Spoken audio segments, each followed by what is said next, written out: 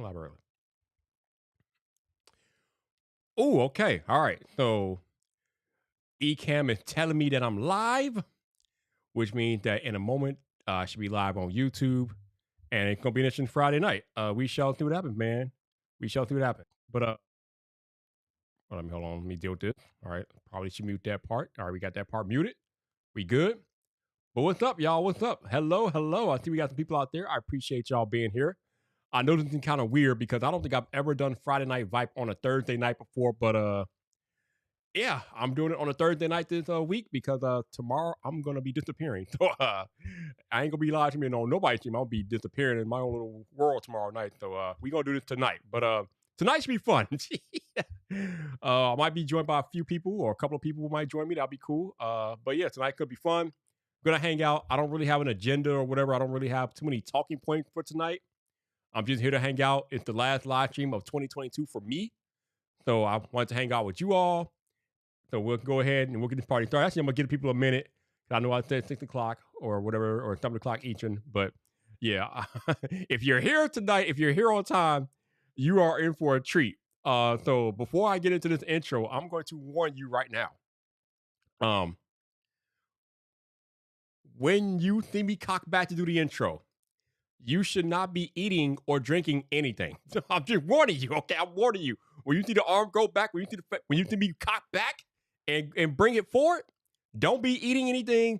Don't be drinking anything, okay? You've been warned, okay? Because this is gonna be different. This is unlike anything that you ever heard before. This is gonna be a little different. So don't be eating nothing. Don't be drinking nothing. Just wait until it's over with. And then once it's over with, then you can do what you got to do. But warning y'all, don't be eating nothing. Don't be drinking nothing because you're in for a treat tonight. It's gonna be crazy. But it is 6 o'clock. It is officially official now.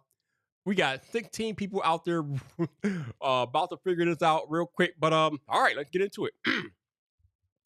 So, let me okay, let me go back and make sure come on, is that right? That ain't right.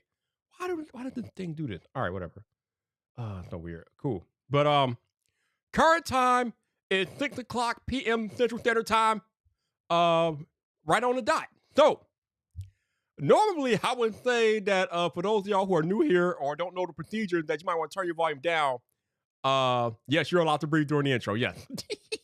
Just don't eat or drink anything, but you're allowed to breathe. Normally, this would be the part where I tell you to turn your volume down. I'm not sure you're going to need to do that tonight, but you might want to do it just in case, but I'm not sure if that's going to be needed tonight. I'm not sure if that's going to be needed. But let's go ahead and get the party started. So you've been warned. Don't eat, don't drink for the next like 30, 40 seconds, and we'll go ahead and we'll get this party started. But woo! Last live stream of the year. Let's go to work. Woo! All right.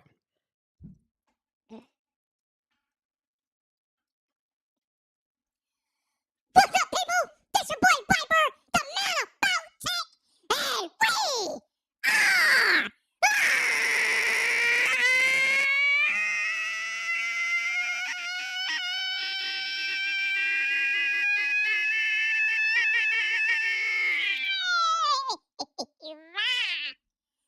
Welcome to Friday night, right, baby?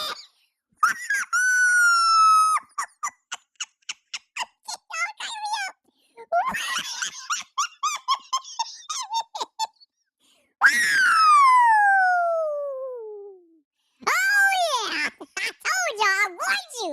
It is that day again. We are live on YouTube. I told y'all. I warned you. Do not say you were not warned. I warned you. I told you what to do. I told you. I told you. Oh yes, your boy has learned a few new tricks with the Rodecaster Pro 2. I warned you. Don't say Viper didn't warn you. I warned you. But before we get started with tonight's festivities, let me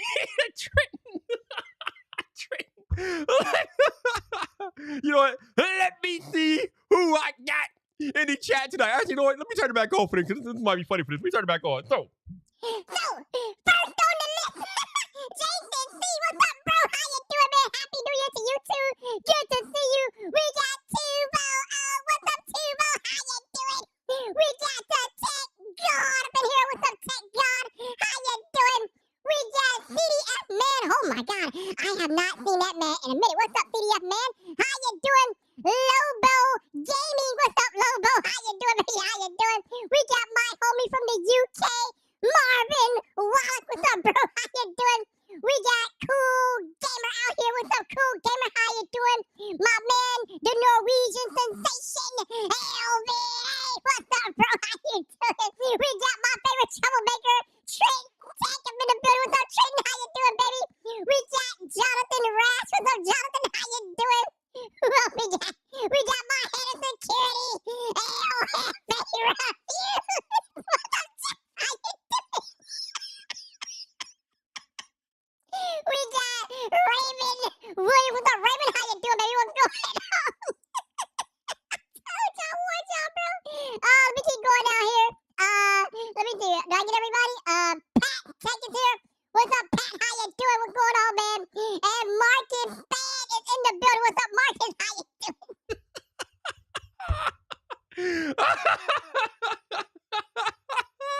Yep. Yeah, your boy Viper did that.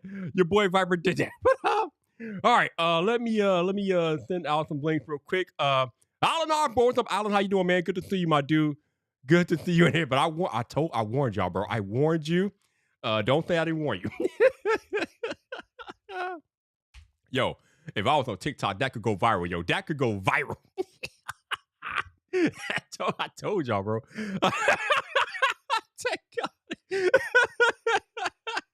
You know, I aim to plead, man. I aim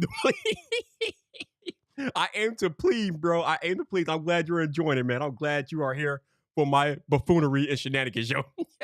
See, Zach, you missed it. You gotta go back and listen to the beginning, Zach. You gotta go back because you missed an epic straight. You missed an epic intro, Zach. You missed it. You missed an epic intro, my dude. All right, I got one more person to throw a link out to. Again, if any of y'all got live stream set up, so you want to come hang, let me know. Again, this is the last live stream of the year, so we out here. I got people coming in, so we'll see what happens with that. But yeah. So I guess what to talk about first, right? I don't, like I said, I don't really have an agenda for this.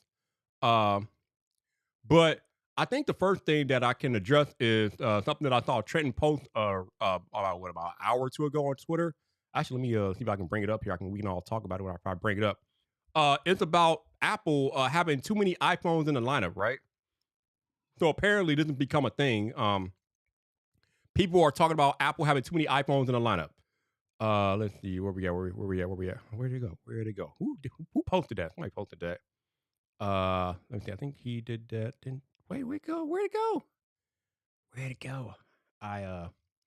Oh man, somebody forgot. All right, here we go. I think I found it. Is it? Yeah. Okay. So here we go. I got it right now. No. So, so we're gonna do this. So, what? Oh, that's me. Hold on. Here we go. All right, so yeah, this is the post from Sammy Fathi. I don't know how to pronounce his name, but apparently he says the iPhone lineup is a mess that focuses on money rather than unity and simplicity. He said Apple should kill the Plus, Pro, and Pro Max and bring back the 5.4-inch Mini and a new Ultra model for a simpler, more logical iPhone product line. So he's suggesting that Apple should just have the Mini model and then an Ultra model. I don't know if I agree with that. Because if you're going to have a Mini and an Ultra, you got to have something in the middle ground at the very minimum. You just can't have a very small iPhone and a very big iPhone and not have a middle ground. You know what, to be honest with you all, I kind of miss the days where Apple had one iPhone. You know, I kind of miss those days. I just felt like it was simpler. And when Apple had when they had one iPhone, I just kind of felt like there was more demand for the iPhone when Apple only had one. It was the phone. It's the one that you had to have, right? Because it was the only one out there. And it kind of just made that demand that much more because, you know, it was it. Now you got you got your iPhone buffet out here. You got your minis and your pluses now. You got your iPhone 14, your iPhone 14 Plus, your iPhone 14 Pro, your iPhone 14 Pro Max. Then you got an iPhone SE. I mean, hell, at this point, there's gonna be an iPhone Ultra at some point. Maybe we'll get an iPhone budget. I don't know. There's a lot of them out there. But I guess the question is Is that a bad thing? Are there too many iPhones? So you all let me know in the chat. Do you feel like right now there are too many iPhone SKUs out there? Are there too many iPhone choices for consumers? I think that there might be a little too much going on. I think there might be a little too much, especially right now, because there's not much demand for the iPhone like there used to be. Because at this point, everybody who wants an iPhone probably has had an iPhone at one point or another in their life. So I don't feel like there's any more demand for iPhone. I mean, obviously there's going to be demand for iPhone every year, but the demand is not what it was back when there were lines for the iPhone back in like 2014 when they went from the regular iPhone to the plus iPhones back in 2014. So the demand is just not what it used to be. So I don't know if Apple needs to have all these different choices when the demand is just not there. But speaking of Apple, we got YouTube liaison Renee Ritchie, always on duty. What's up, Renee? Happy New Year, sir. Appreciate you being here, my dude. Renee, we got to get you back on one of these streams. One of these points, man. I don't know what's going on. I don't know who I got to talk to at the tube to make that happen. But we got to get you back on Friday Night Vibe, Renee. Even though I know it's Thursday, y'all, but we got to get Renee back here on Friday Night Vibe. If even only for a few minutes, man. We got to get Renee here for a few minutes just to say what's up to Renee. But yeah. So Jason says, yes, but not on the level of Samsung with their Alphabet series of phones. Yeah, Samsung has like a whole bunch of different phones. They got the A line, the J line, the S line, the Z line. I mean, Samsung has every line that you could think of. It's kind of crazy what they got going on over there in Samsung land. But yeah, they got a lot of options out there.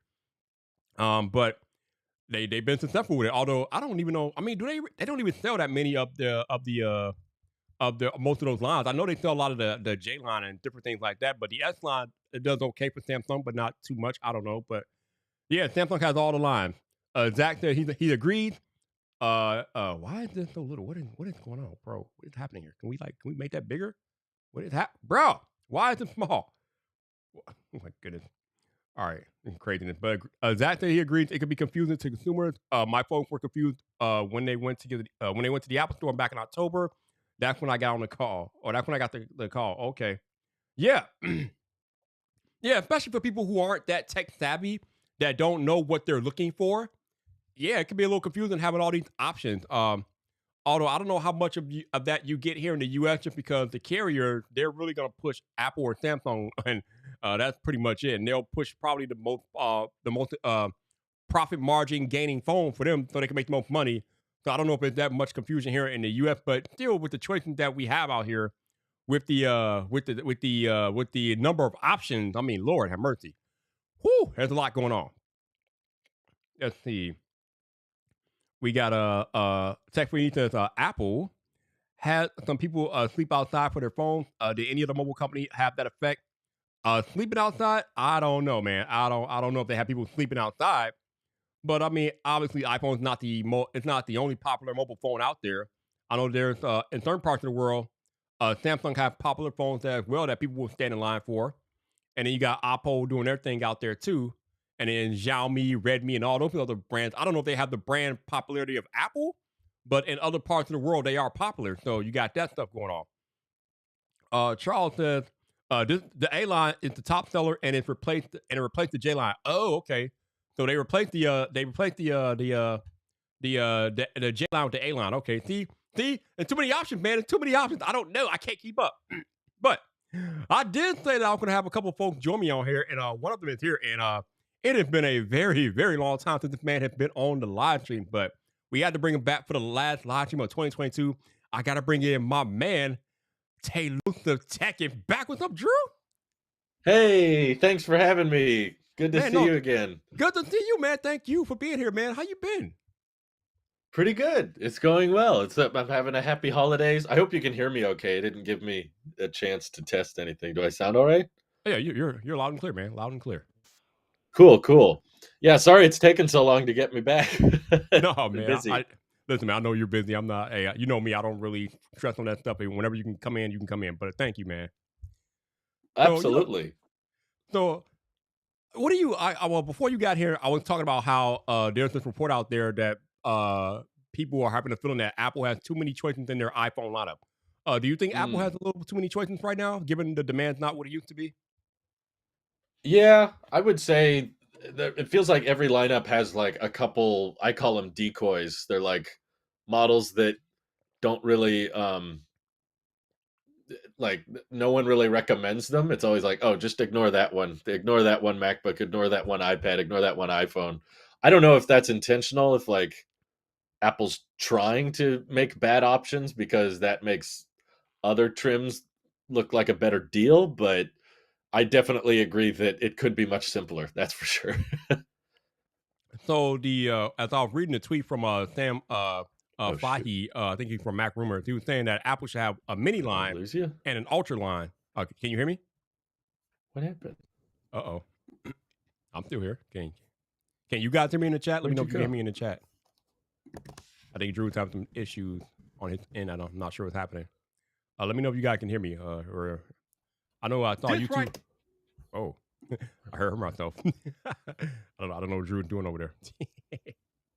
Okay, so Hefe hears them both, but I guess Drew can't hear me. Okay. I don't know. I can. All right, so y'all can hear both of us, That's so but Drew weird. can't hear me. Okay, that's odd. I can. I can't hear you, but if I pull up your stream, I can hear you. But there's too much of a delay. Should I hang up and call back? Yeah, if you can do that, that might work. I'm not sure why you have an issue, but yeah, try hanging up and calling back. I can't hear you, but if I pull up your stream, wow. I can hear you. Yeah, but that's there's a- too much of a delay. Should that I is a hang up delay. and call back? Yeah, if you could, that might work. I'm not sure why you have. That's so weird. It's like frozen on Chrome. Wow. Yeah, that's kind of well. Hopefully, he can come back. Yeah, I thought of stream buffering like briefly, but now it came back. So we'll see if we can bring it back here. Let's try this again. All right, can you hear me? Okay. Now? I can hear you. I can see you. All right. I look a little delayed, but I wonder, is So it because I'm? So if you're watching it on YouTube, there is going to be a delay. Yeah. It's just you completely froze on the Chrome tab, and I couldn't hear you. Oh, okay. All right. But yeah, there is a delay because I'm streaming in 1440p, so that creates a delay with the live stream on YouTube. Okay, I got you. So Hopefully, I think it's like a 3 or 4 second delay, but yeah, as long as you can hear me, we're good. Okay. All right. All right. We have another guest here. I got to bring my man, my favorite troublemaker out there, Mr. Trent Tech is here. What's up, Trent? How you doing, sir? Yo. Can you see you me? hear me? Okay. I was making sure that everything was straight. Siri went off for whatever reason. Yeah, I heard Siri too. So, Trent, can you hear I'm me? talking to people on the internet, TJ. I think Trent's being called over there. Yeah. So, before Trent came here, Drew, I was talking about how the Mac Rumors article suggests that there should just be a mini iPhone and an ultra iPhone. Any thoughts about? I feel like that kind of you would need a middle ground, but how do you feel about that suggested lineup? Yeah, that might be a little too minimal, but it feels like they had something good going with the 3 iPhone lineup. That seemed to work out pretty well, but they can't find a healthy balance with the 4. It seems like anytime they do 4, one of them sells a lot worse than they wanted, but I don't know the best way to handle the 4 iPhone lineup. Maybe that's just too much. We need Steve Jobs minimalism back or something. Trent, I know you have retweeted the tweet. So how do you feel about the current iPhone lineup? Do you feel like there's too much going on right now? I think currently we got what we asked for. If you go back 5, 6, 7 years ago, go back to the iPhone 4 and 5, go back to when Samsung was really ramping it up and they had like, the bigger phones and they had this and they had that. There were so many people out there that were like, I want more than just one phone. I want more than just one design. You got tall people out there that got big hands that hate small phones. You got other people that are like, I want more storage. I want a model that's more of a high end one. And there was more of a talk of people having options. And this was across the board because back in the day, it was like, okay, you either had the MacBook Pro, the big version, and if you just wanted a big screen, you had to go get the most expensive MacBook out there. And so people were like, could you give us a MacBook Air that just has a big screen? I don't need all the horsepower, but just give me a big screen. And so that's where Apple started to go with like the iPhone. So we went into the 6, where you had the 5, you had like the 5C, which everybody hated. I think that one kind of sucked. Then you had the 5S, and then with the 6, you were like, okay, you have the 6, and then you have the 6 Plus. And so for a while, people are like, okay, cool, we have 2 different phones. Then there was this conversation, yeah, but if you get the 6, you're missing out because the 6 Plus has 2 cameras and the 6 only has just 1 camera. And so later on down the line, we kind of went back to the 10, which was like the new $1,000 phone. And then we got like the 10S and the 10S Max. And that was like the first time that we got where you really didn't get a difference, but it was the size. However, it was like the cost. So you had a mix between people wanting options of cost and a mix of people having options of size. You had some people that, the newest iPhone comes out, like last year, the 13 came out, but you had people that wanted the 12, but they wanted the 12 on discount. So every single year, every time the new iPhone comes out, the previous iPhone comes out on discount. And it kind of got to this point to where Apple served everybody, which what people were asking for. They were like, hey, give us more, give us different options and this and that. But we finally get to a point to where, just due to sales, we're not talking about the phones being bad. The iPhone 14 Plus is not a bad phone. It's an overpriced phone, but it's not a bad phone. Yeah. The 13 Mini Price is the not a biggest bad problem. phone. Yeah. And my point is, it all comes down to price.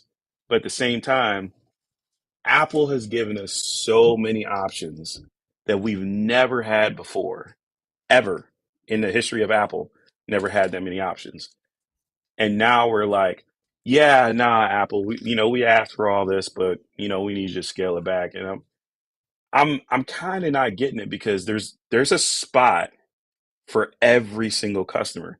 Now I understand the part where people are like, well, I don't know what to buy, I don't know what to choose from, and that kind of comes with the territory of having more options. But I don't want to go back to the days of, you have one phone, you're stuck with whatever Apple gave you, and that's it. I looked through like the comments where he was talking about, well, why is there an iPhone 13 still being sold? Well, Apple, for whatever reason, decided to come out with eSIM only in the US. So you have the iPhone 14 series that you can't put a SIM card in.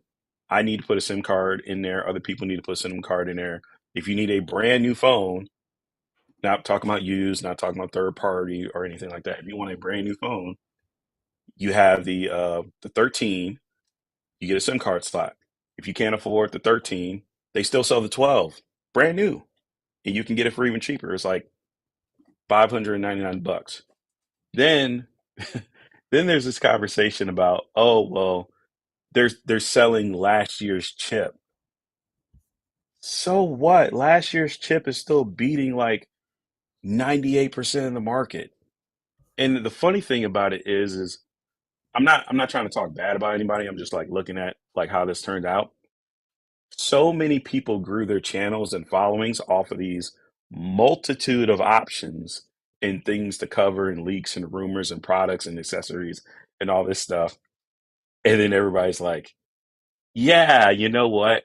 Now that everything's all good, let's go back to one phone.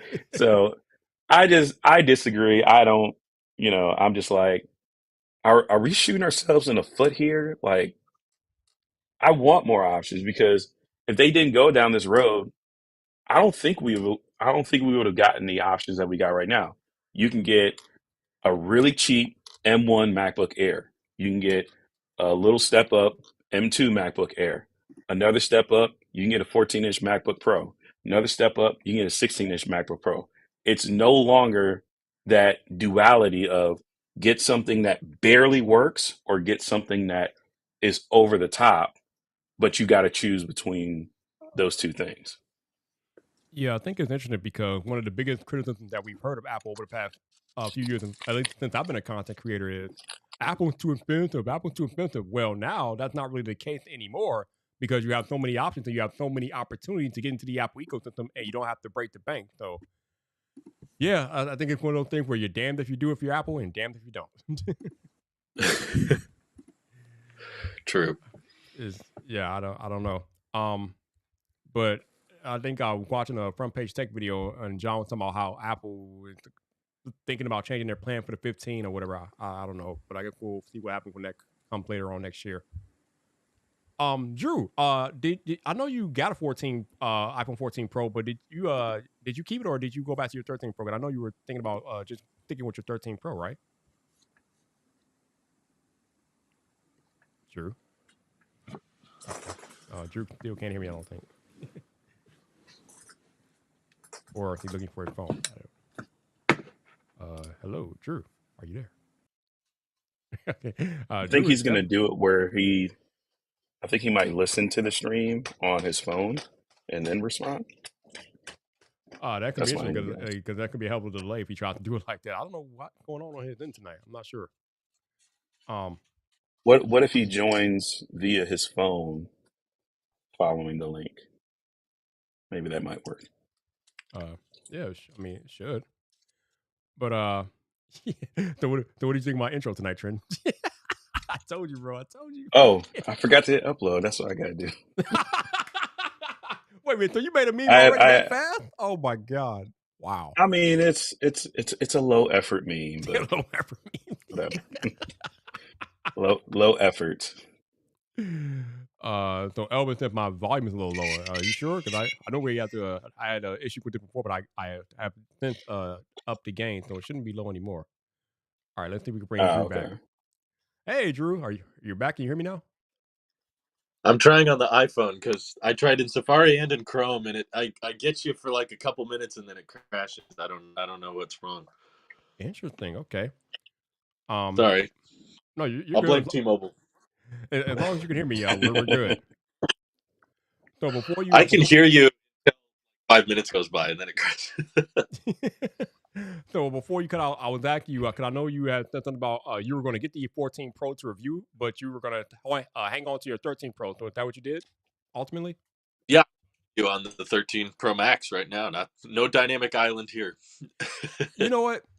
I commend you, man, because you probably picked the best possible time to do that. Because as the more I use the 14 Pro, the more underwhelmed I am. Like this phone is just not. It's not it this year. I mean, it's not a bad device, Drew, but it's just not enough happening with this phone that makes me feel like I have to tell somebody to go get the phone. Especially if you have a 13 Pro or Pro Max, you don't need the 14 at all. So you made the right move, man. TJ is stealing all my candy.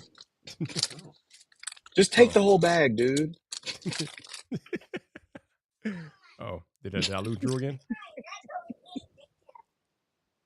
Just you give kids sugar and they're whatever. Right. Oh, did we lose Drew again? Yeah, I don't know what's going on. Like, I'm trying to bring him back again. All right. Hi, Drew. I'm cursed, I guess. I'm trying now on 5G. I don't know if that'll make a difference. All right. Lord. But yeah, I was asking you before you cut out again. So you are definitely sticking with your 13 Pro, and I said that you picked the best year to do that because you're not missing much. Absolutely. This was a pretty incremental year, in my opinion. Even though there were some things we didn't expect, the dynamic island gets old kind of fast. Yeah, they really tried to throw that on stage at the keynote, and I'm still not like it's cute, but it's not that serious. No. Agreed, for sure.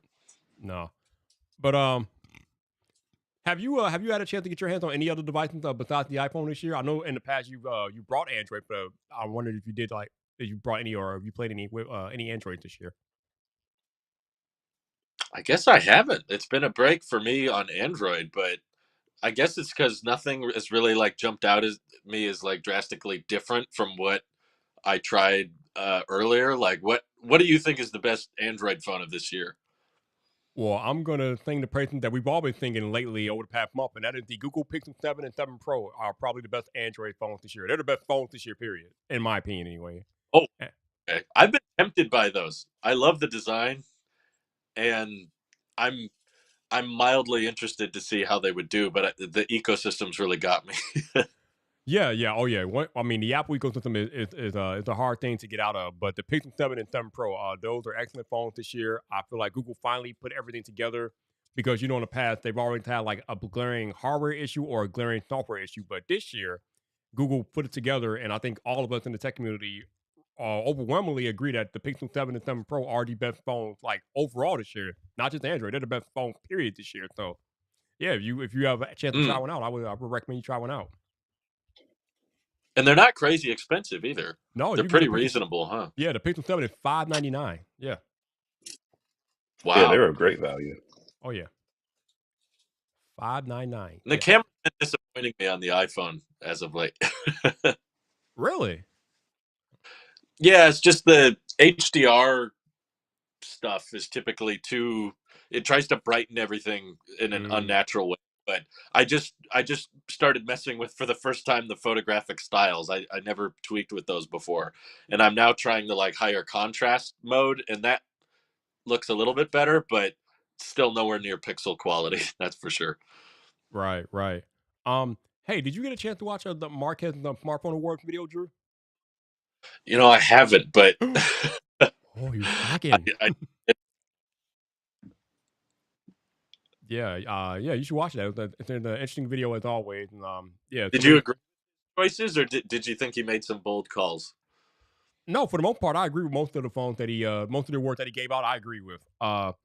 The one thing that I didn't agree with, which is kind of funny because especially what you just mentioned, was he gave the iPhone 14 the best camera system of the year, and Really? I'm like, I probably wouldn't have given it that award, but I understand why he did. But yeah. See, that's why I never got too like upset about the Marquez Smartphone Awards, because I feel like they're pretty personal preference type awarding, and they're not. Yeah. He's not going for like most votes or anything. But yeah, most of the time I've watched them, I've always been like, well, I'm the Apple sheep, but even as an Apple sheep, I don't think I would have given the iPhone best camera. I mean, wow, that makes both of us. That's saying something where the two Apple dudes are like, no, it's not Apple. I wouldn't have given it to Apple. You said you would, or you would not have. I wouldn't have. Okay, camera system, Yep. meaning all encompassing. So we're talking about photos, videos, capability of cameras, and such. I would have given that to the S22 Ultra. However, both are so good that you can't go wrong with either one. The only thing that people get hopped up on is like the word best. But like in my situation, the S22 Ultra is something you can either go full auto or you can go full manual.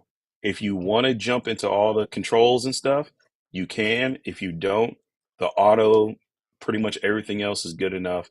The video on auto is good enough. The photos on auto is good enough. The selfie camera is still amazing to me. I have issues with the iPhone and taking selfies to where sometimes it'll just focus on my skin and blow out the rest of the background like it doesn't exist. Or Yep, other days, I will be the most orange person that you've ever seen. So for me, the S22 Ultra has been a little bit more consistent, and I just like having the flexibility of options. But here's where I go with this camera thing. It doesn't matter if the iPhone has the best camera if you're not an iOS user. It doesn't matter if the S22 Ultra has the best camera if you're an Apple user. So just the fact that you have two phones that are so high up that ladder, you could probably throw the Pixel in there because it's gotten better too. It's not like the old days where you just pick something, you're like, oh crap, what did I buy? You could probably put a lot of these pictures side by side and not tell the difference unless you look at the metadata. Yeah. Yeah. And it's all super compressed on social media anyway. So like it says a lot when the camera, the blind test has to be done on a different website so that you don't lose any of that compression. I'm like, well, how often are we posting things to dedicated websites? Yeah. Um, but yeah, it was interesting when he did that blind test video that the Pixel 6a of all phones won the entire competition, and the Pixel 7 and 7 Pro went right Why behind does it. that Like, wow. happen? Why does the cheap phone outperform the flagship? I don't get it. Well, we know that. Well, you know, Drew, that the Pixel 6a has the same camera system as the flagship Pixel phone, so that's not that surprising. I mean, we know how good we've been talking about it here, how good Google and the Pixel cameras are. So that wasn't surprising me at all. I've always thought the A series was their best, like overall. Like I remember the last Pixel I tried, last flagship one I tried was the Pixel 3, and I had all these overheating issues and charging issues with it. And then once I tried the Pixel 3a, it was great. There was actually less software bugs on the cheaper one, and it was more consistent. I was like, "Oh, this one's great." when Google's got their cheaper hardware, that's usually where they shine best. I guess is when they're burning money. So, Trent, you watched the MKBHD smartphone awards. Did you agree with all the awards that he handed out? I would say for the most part, yeah. I can't think of one where I was like, oh my God, how dare it? Like, no, everything was everything was either spot on or it was in the realm of debate anyway. Like when I say debate, it's just like you're splitting hairs, you know. Right. So, The toss up. right, like so if somebody says, oh, well, the Pixel 6a beat the what, 7 Pro or whatever.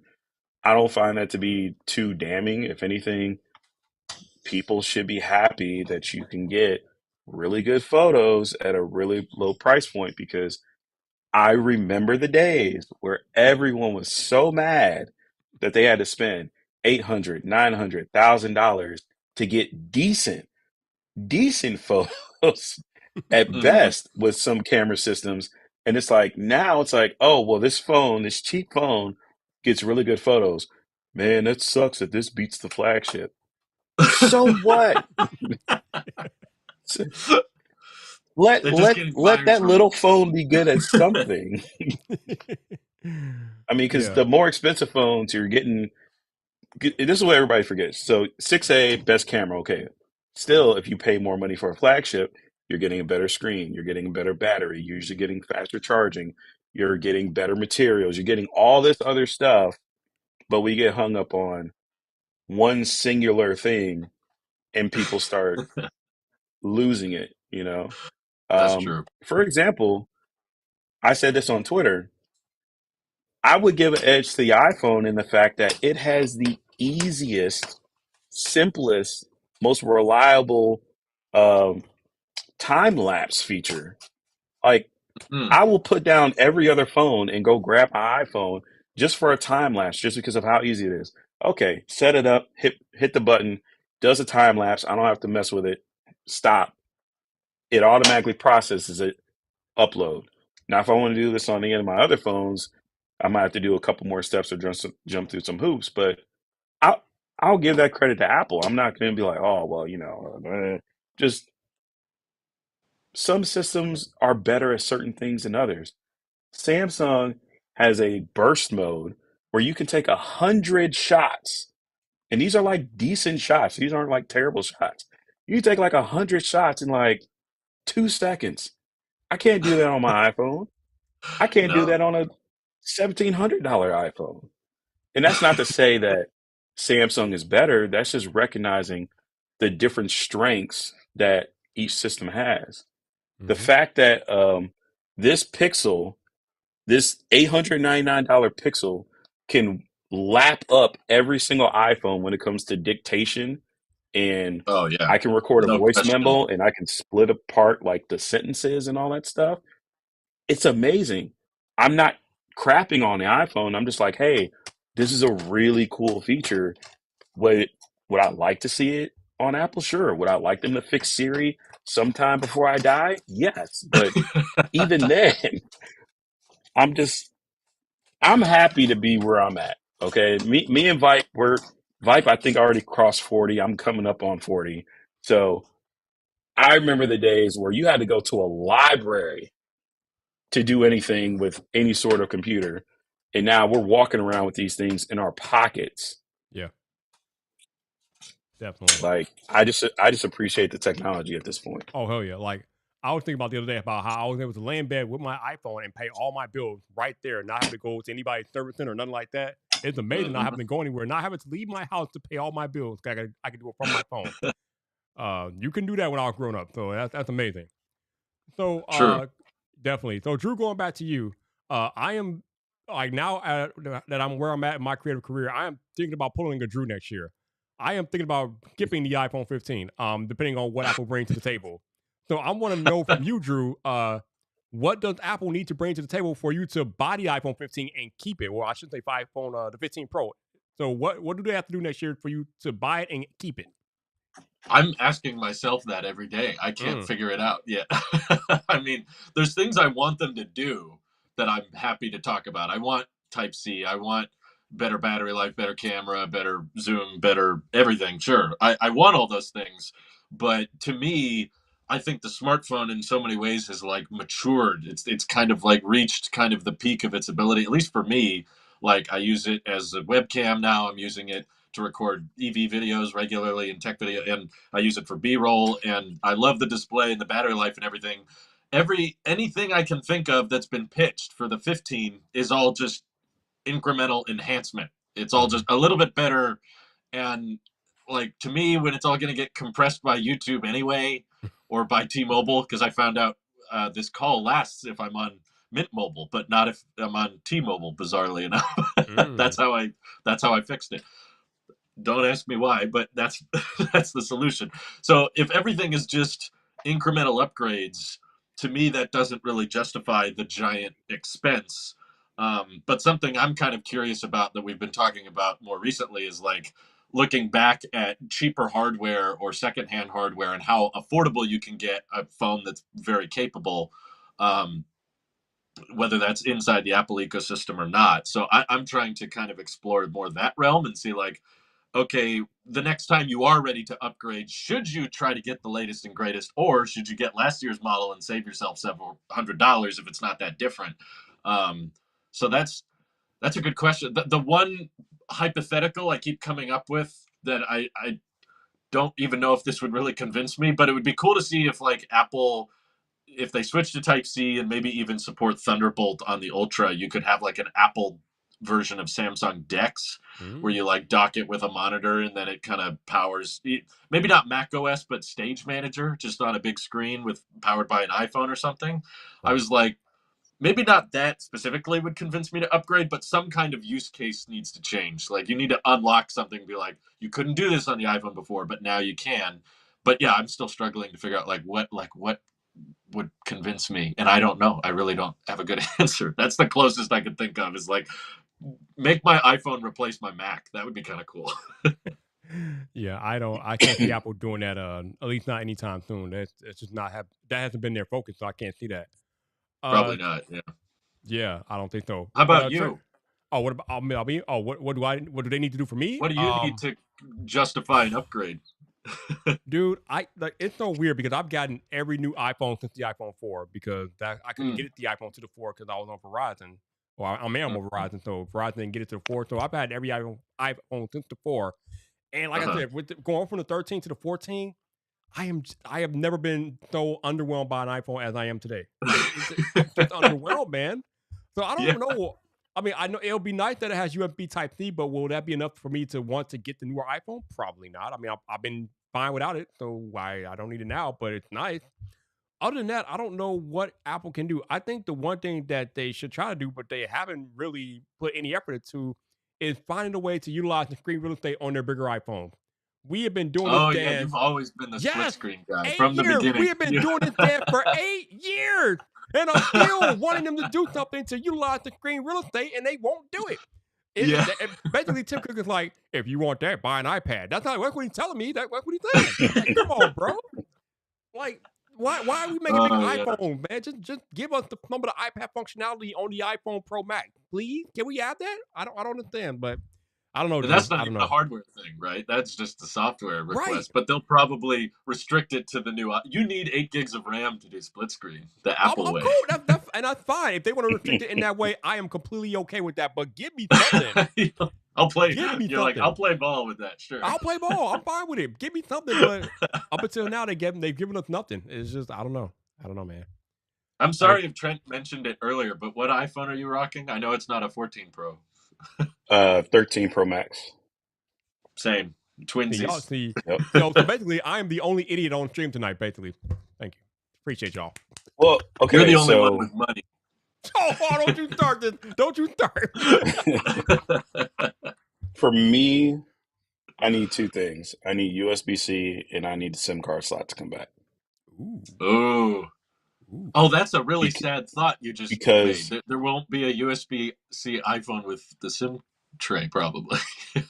That's a bummer. because my issue with Apple is the selectiveness of which they did because you can go to Canada, you can go overseas, you can still get a SIM card slot inside the phone, and I'm like, yo, give me the option. Like if they said, Yeah. hey, do you want the eSIM version and you pay like, I don't know, $50 less or whatever.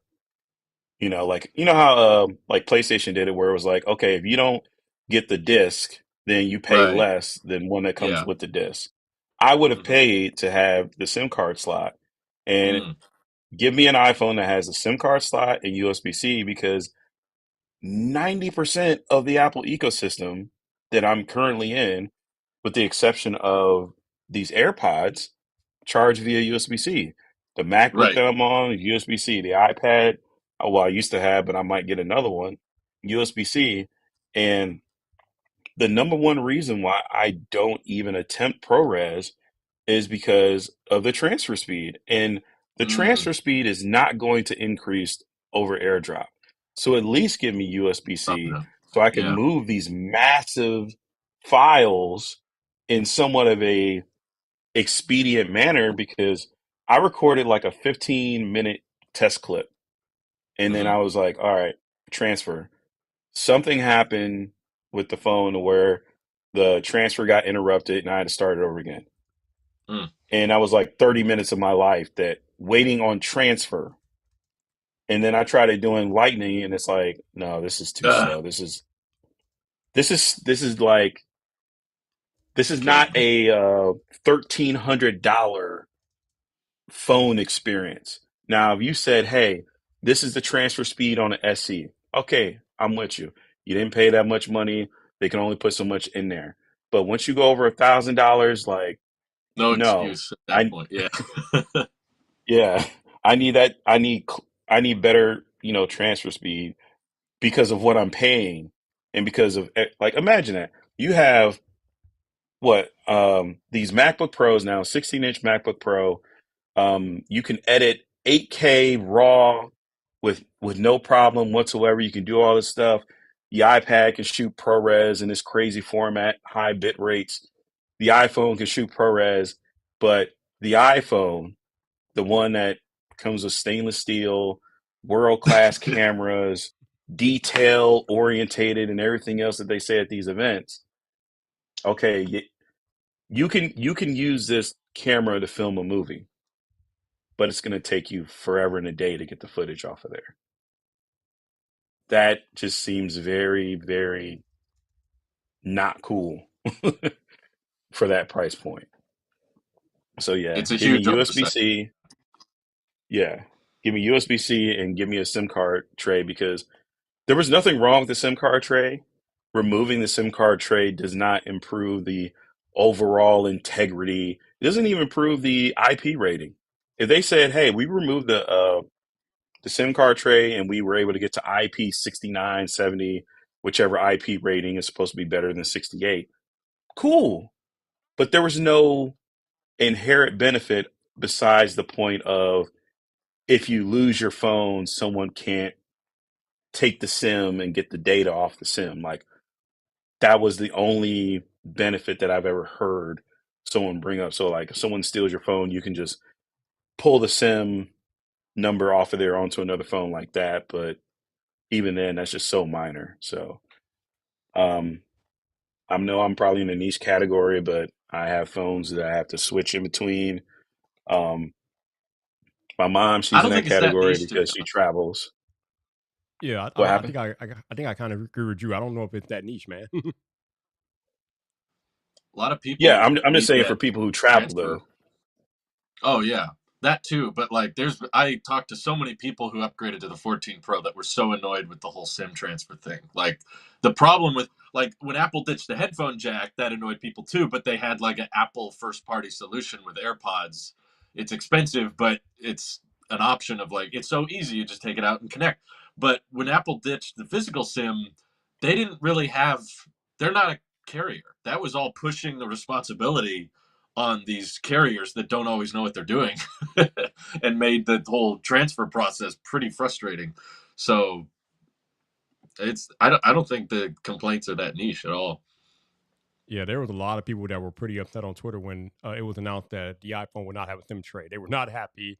And then I saw a bunch of complaints on launch day when people were trying to, or they went to go activate their iPhones and they were having all sorts of problems with eSIM. It was Yeah. not a good day for a lot of people. Because it's a Mhm. hell of a thing to try to activate your iPhone because Apple and the way they do it, we all have to activate on the same damn day. And when you got that many people have an issue with eSIM at the same time, you got the carrier being overloaded. Whew, Mhm. not the best experience. Not the best experience. I agree. I don't think it's coming back though. I'd be very surprised if they brought it Oh back. no, I don't think it come back either. But like Trent said earlier though, there's other iPhones in other parts of the world that have the SIM tray. So I don't know. I don't know what Apple's doing. It's weird that they didn't like unlock anything. I agree. It's very bizarre that like we got rid of it on the US model and you also for that get nothing. Like nothing changes like other than there's no SIM card. It's like what's in the US model? Is it just nothing there? Is it just plastic? Yeah, I don't think Yeah, they did. Yeah. there's like a little small plastic piece that what they use to like fill the gap. And I'm They're like, like, there we go. Much uh, better.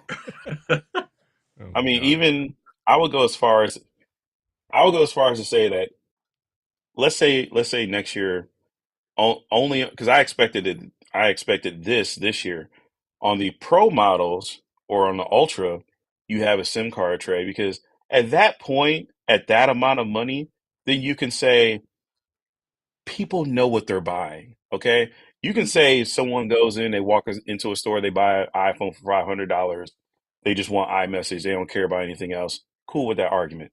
But when you get into the realm of like these more expensive Apple products and like it needs to do more, it needs to have more. I understand why the MacBook Air doesn't have an SD card slot. There's not many people out there that need an SD card slot on a $1,000 machine or less. Not that many people. However, if you're going to configure a machine that can go all the way up to $6,000, I would Mm. expect one. You Or know? 50 grand. Oh Lord. That one doesn't come with one either. No, But yeah, I just mm. so Elvid, I don't find the dynamic island annoying. I just find it meh. It's just I forgot about it pretty quickly. I mean I see it, it's there, but I don't use it. It doesn't really change the way I use my iPhone. And it's just the way that Apple hyped it up on stage at the keynote, it's just not that for me. It's never been that. I've never been that excited about it. But I do appreciate that video that Apple Track did on his YouTube channel the other day, highlighting the different apps that take advantage of it. I think that's pretty cool. But for me personally, I just don't get much use out of it, and I just feel like they really overhyped it. It's a bunch of nothing, basically. But whatever. When I I want them to tested the do 14, sorry, go ahead. yeah, real quick. The one thing I want them to do is I want them to give us the ability to turn off a dynamic island as it's showing up on the screen because one of the most annoying things is I did screen recordings and like, sometimes I do tutorials for people at my job or whatever. If you do a screen recording on iPhone 14 Pro Max, the damn thing Yeah. is in Yes. there. I'm like, Yep. why? No one needs to see like they only need to That's see true. the web page. It's not like in the 13 Pro Max or the 12, you had the notch inside of the screen recording. I'm like, okay, weird choice, but whatever. I So, agree. So That so is Drew, weird. you were saying Drew when you tested the 14, what now? when I tested the 14 on the first day, which is when the iPhone should feel the newest, that's when you should feel like the most excited for it, is like day one when you first set it up. I was Right. still transferring files, so I was still using my 13 Pro Max and 14 Pro Max. I had them both with me on the go. And I had grabbed the 13 Pro Max, and I'd been sent a text by my friend Randy. He was like, does the camera have this feature? And I went to the camera app to check, and I realized that I was not holding the new phone, but I thought I was. I couldn't tell them apart. It was like Oh, that's I funny. was like, if it's day one and I couldn't tell which phone was the new one, that's probably a sign I don't need it. There you go. All right, I kind of want to change gears a little bit here because I would be remiss if I have you here, Drew, and we did not talk about EVs and Tesla, bro. Mm. We got to talk about it. So I got my hoodie on tonight too. We got the Tesla hoodie out here. Yo. We got it out here. So it like this is one of the things I love about being a creator and just being in the YouTube community and watching people over years. I you know me, I used to watch you since you were in the attic, and I remember all the times that you talked about Tesla and you talked about owning one day. So the thing you Oh yeah. finally realized that and finally get your Tesla, it was kind of amazing. So talk to me No, that about how was you're fun. feeling about it, man. How you feeling about it now that you've owned it for a little while? Oh, I love it. I wish I would have got it a lot sooner than I did, but I'm very grateful for it now. And I look forward to every time I drive in the car. I didn't realize I could hate gas cars so much, I guess. So it's pretty wonderful. Not perfect, but wonderful. That is awesome. Um, I'm glad you made that video the other day about the true cost of owning an EV because some of the things that you mentioned in that video, I didn't even think about, like insurance. Obviously, for an EV will be different from a gas car, and some of the other Hmm. stuff that you highlighted. But usually, when we think about EVs and the cost, we think about how much money we save on not having to buy gas or doing regular maintenance. But you're Yeah. talking about a whole different class of cars, so you got a whole other different set of challenges that come with owning an EV. So that video was Hmm. well done, man. Thank you.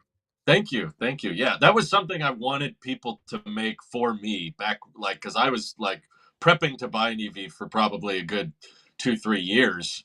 And I just felt like there wasn't enough detail on, like, okay, out the door, after registration, after taxes, after everything, what does it cost? And Tesla wouldn't give me an answer, and a lot of YouTubers wouldn't even give me a straight answer. I was like, here it is. Here's the full document. Here's everything that you have to account for when taking delivery.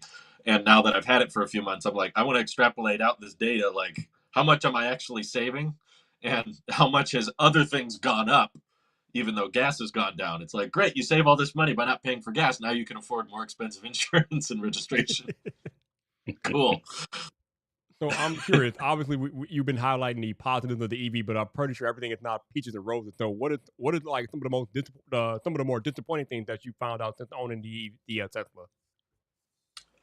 Definitely I mean, it's the standard one, but the build quality, there's Mm, still quality control problems with Teslas. I wish mm, I could say they fixed that and they figured that out, but they still have the factory running at full speed. They're cranking them out, and there's little panel issues or wind noises or little cracks here and there.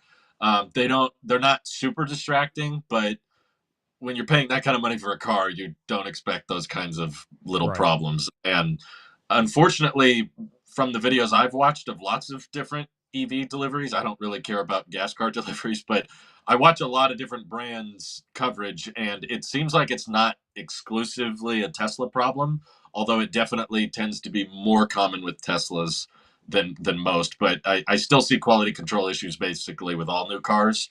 But it's a bummer regardless of what brand you have, that still happens. And the customer service has been pretty lackluster. That I took it to the service center like 3 times and they didn't really fix the problem. I felt like they wasted my time, and um, the expense was very high. It was very expensive. I wish I didn't have to pay as much as I did to get the car in the first place. Um, and I was just getting like quotes for like tire service and stuff, and it's a very expensive car to maintain, especially if you do things through Tesla. Um, and the performance of enhanced autopilot was really lackluster for me too. It was like there's a lot of hype, and the car basically drives itself. And from talking with my friends who have bought Teslas and owned them for several years, and my own experience, it seems like the self-driving part is always the most disappointing. It always sounds a lot cooler before you get it, of like, wow, it drives itself, and then you get it and it's like, oh well, it does, but it's kind of dumb about it. Like it's not very smart about knowing when to change lanes or when to get over, and it makes a lot of like the way I described it was it's smart, but it's not wise. Like, okay, it won't hit the car in front of you and it'll stay between the lines, but it doesn't know the best time to change lanes. It takes forever to auto park.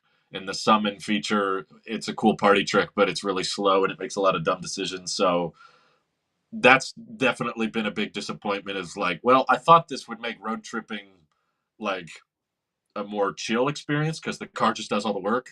At least for the paid features. The free autopilot just staying in between the two lines, that works fine. I got no real issues with the free version. But the paid version, I expected a lot more from.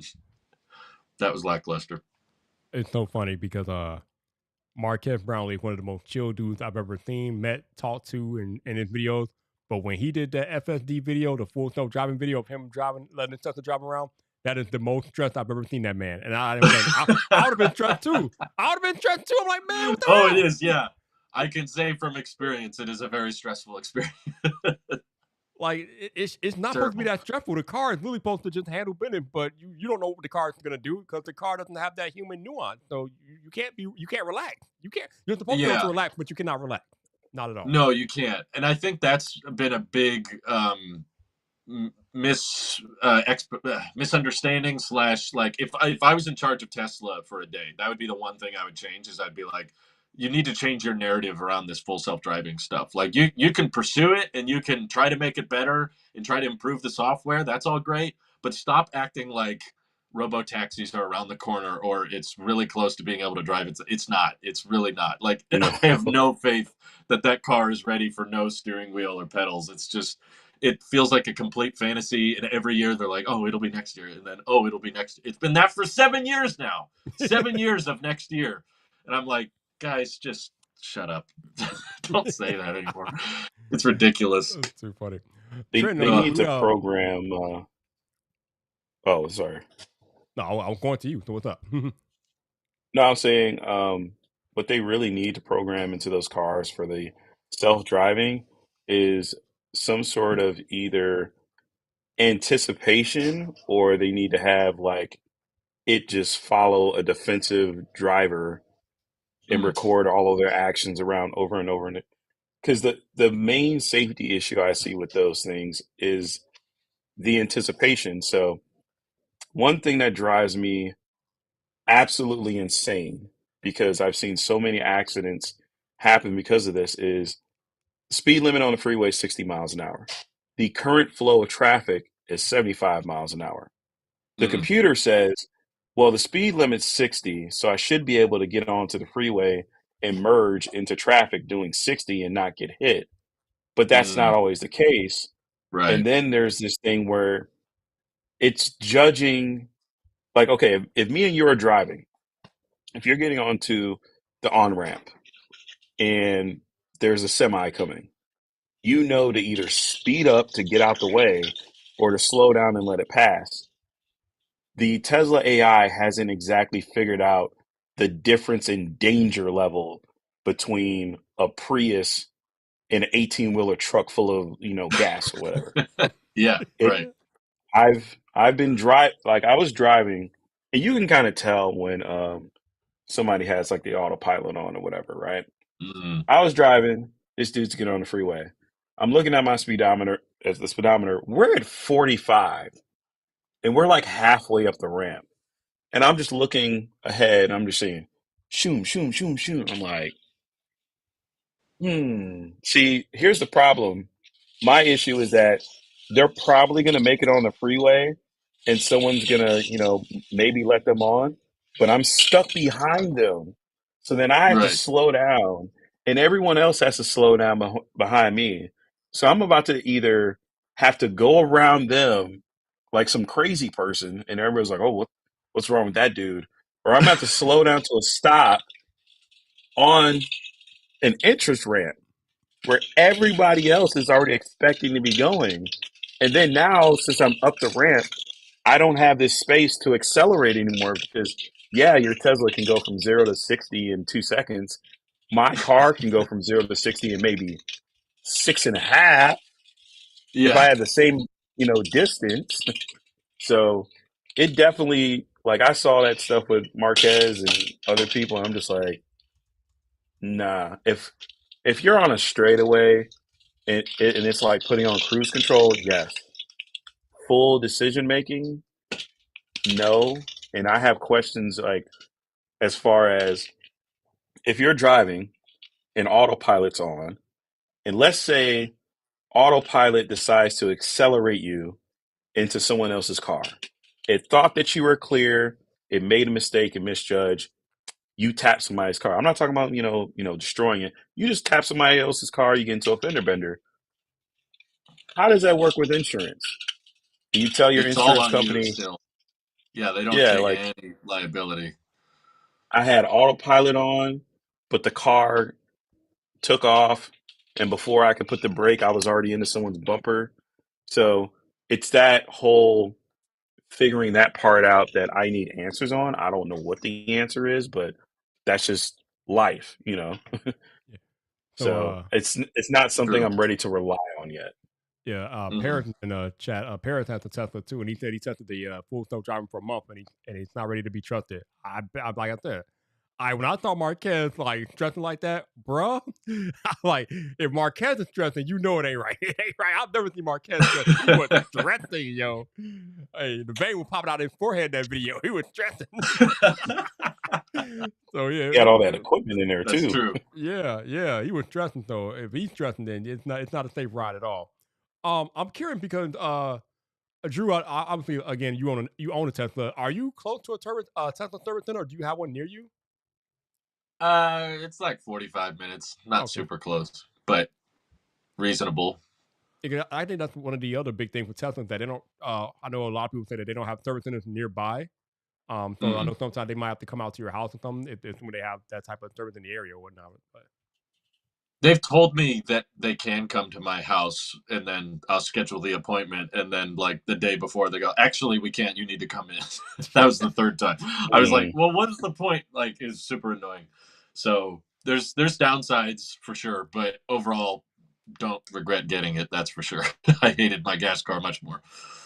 yeah, my big concern about EVs is how they handle cold weather, man. I know a lot of people that have Teslas in the Midwest say that it's fine, but I mean, I have a car now. It's not an EV, but I've had some issues when the cold weather with it for things like that. And if I'm having an issue with a gas car in cold weather, I can only imagine what issues I'm gonna have with an electric vehicle in cold weather here. So that's really my True. only apprehension. But other than that, I'm looking at maybe getting a Model Y, maybe a few years down the line, because I can't do a low car no more. I'm done with the low car stuff. That'd be cool. That'd be exciting. I mean, they're like the best selling cars in Norway. Like, Norway's like 77% EV now or something for new cars. Okay. So, and that's pretty cold. So I feel like they're getting better. I mean, it obviously cuts your range up. Yeah. But I got to admit that the best thing in the cold, I mean, I don't have real cold weather where I live, but coldish weather, like not t-shirt and flip-flops weather for me, being able to preheat the car from the app. Ooh. Oh man, Mm. that is a game changer. Just the heated steering wheel and the seats are Yes. all warm by the time you get out there. That is so Oh, much better than I firing have up the engine. I have that in my SUV now. I can remote start it and it preheat it turns on the heated steering Oh, wheel good, and things good. like that and the heated seats. Yeah, man, it's Yeah, all yeah, good. Listen, Paris, good. I don't Viper does not make Paris money, okay? I can't afford the Model X, okay? I've seen the price of that thing. I can't do that, yo. I can barely maybe consider a Model Y once I finish paying for my SUV out here, but yeah, Model X that's a I little think too it'll be a pricey. lot cheaper in a couple of years. Oh, hopefully that's the other thing. I heard you talking about it on your stream today about how they can't make enough of these cars right now, but once they start ramping up that production, then maybe that'll decrease in price. I Also, think so. I know that Tesla's having issues right now because Elon is being so volatile on Twitter and whatnot. But then now they're giving away, or they're not giving away, but they are giving Tesla buyers from now to the 31st a $7,500 credit. So that's pretty cool. Yeah. But yeah, it's kind of interesting that what's going on there. End of quarter push is probably the best time to get yours. If if it's in a couple of years, like 2024 or whatever, wait till like the last month of the year and wait for a little last minute credit to be available. That I think that's when you get the best deal. Simply Pop thinks What's next the car will be a Tesla. Okay, what's up, Pop? I see you. what's the battery rating on those things? Like, is it this battery should last for 100,000 miles until it would need replacement, or like how does that work? Because I've been seeing where I think like after 25,000 miles, it's like you don't have like 100% battery anymore because it degrades and it kind of slowly goes down over a while. Yeah, but it's a lot longer than most people realize. I just had someone in my last stream tell me they just hit like 120,000 miles on their Model S with the exact same battery pack it came with, and they still get over 300 miles per charge. So it does go down over time, like any battery degrades, but the longer range ones are rated for usually I want to say 800 to 1,000 cycles before they need to be. They don't even really need to be replaced. The just battery health goes below 80%, but they'll still Oh, work. okay. So if you're like, I'll do the math. Like if your range is around 330 miles, and then you do 800 cycles with that range, then it's basically like 250,000 miles on the odometer. But the cheaper ones, like the one I got, has lithium iron phosphate. It's like a different battery chemistry. Those are supposed to be rated for like 2,000 cycles, not 1,000. So probably the life of the car. It's more likely something else will break before the battery needs to be replaced. Especially knowing it's Tesla's interior, you'll probably have some other problem with Oh it Lord. other than the battery pack. But yeah, there's people still driving 2017 Model 3s, and there's degradation, but there's a lot in the first couple of years, and then it kind of levels off. And there's people still driving them with hundreds of thousands of miles on the same battery pack. I think sometime next year I'm going to rent one from Turo for a weekend and check it out. Oh, that'd be fun.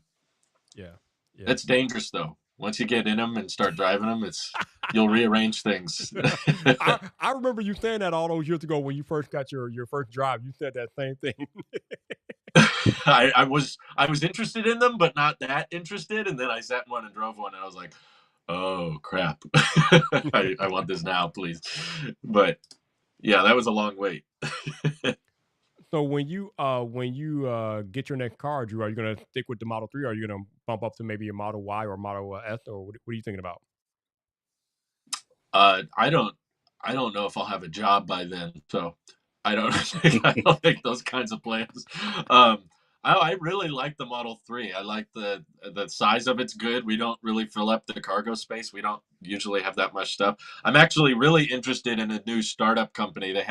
They're startups. So I'm trying not to get too excited about it because things go bad with startups. But they've developed a prototype of a hyper efficient vehicle called Aptera, and they're into like consuming so little energy per mile that you can cover it with solar cells and it'll charge itself from the sun.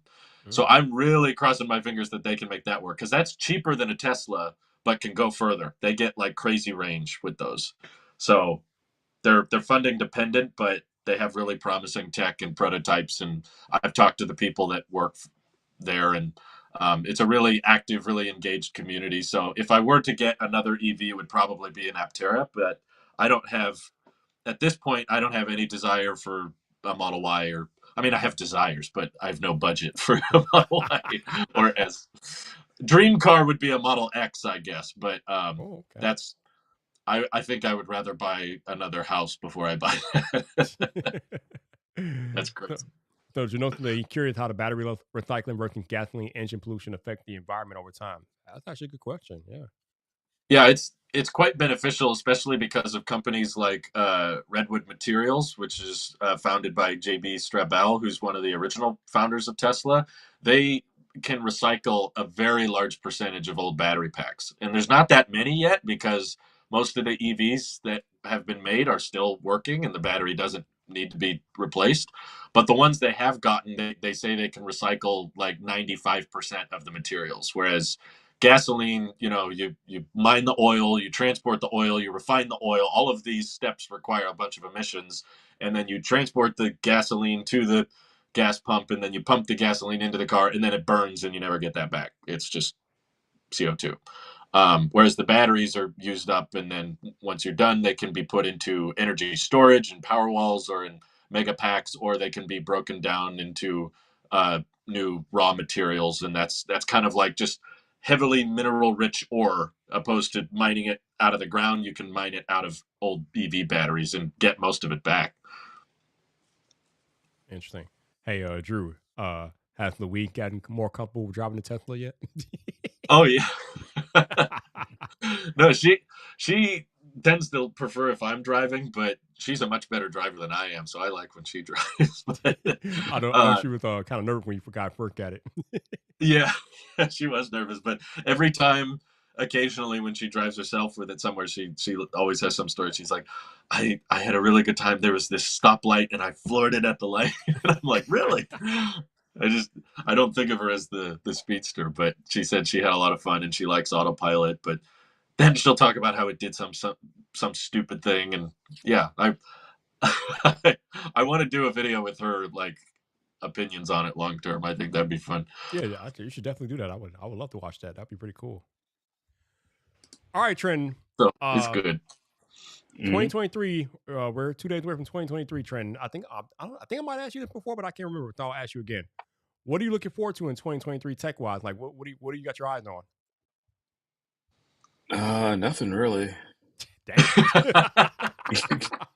I mean, everything is either a leak, it's either a maybe, it's either we would like this, we could have this, supply chain this, supply chain that, this might be canceled. And there's really no certainty. And I would say this. If I didn't have the MacBook Pro, the only thing I would be looking forward to would be an M1 or M powered whatever iMac. I feel like we really kind of got left by the wayside with that, because yeah, they brought out the studio and yeah, they got the monitor. I still don't fully agree with the price of the monitor. I understand it, but at that I don't point, understand. I mean, when you get to like the deeper conversations of what the monitor can do and what it basically provides color accuracy wise, what's out on the market, competition, like go out there and try and find a glossy monitor that has like the same specs as that. It's like so ridiculously hard. I get that. I still don't understand why the power cable is like the way they even designed it, to where yes, you can remove it, but there's a specific way. I'm just plug the damn monitor in. You get Linus. But I feel like they came out with the M1 iMac, and that was cool for just your average to school to people who just want to play around with a desktop Mac. But then the last iMac they had was the Xeon iMac, the space gray one. They canceled it. They left it behind, and it was just like no replacement for that. And pretty soon that'll be like, what, 2 years? And so I personally would like to have an iMac, and if I were to get an iMac, it would let it be one of those, even if it's a base model. But that would be really the only thing that I'm looking forward to. Okay, when you say iMac, you actually mean iMac Pro, right? I think you mean the iMac Pro. Yeah, Drew, you had the 2017 iMac Pro. You had the last iMac Pro before the M1. Yeah, it's right here. I still have it. You have it? Okay, I'm using it right now. Oh, nice. Okay. All right, Drew. What about you? What are you looking forward to as far as tech goes next year? Does Cybertruck count? I don't know if that's. I mean, if you like vaporware, vaporware. Yeah. That and AirPower, right? Yeah. No, I would love a new updated iMac. I agree with Trent. That, I think, is a very vacant like hole they left in the lineup, and it's bizarre that that's not there. But I'm really happy with my MacBook Pro's performance, but the biggest thing I'm missing is still that monitor. I feel like there's a lot of love and attention that the Pro Display could get to be more affordable, but on par with the specs that the MacBooks get. That's something I would actually be interested in buying out of all the things potentially launching in next year.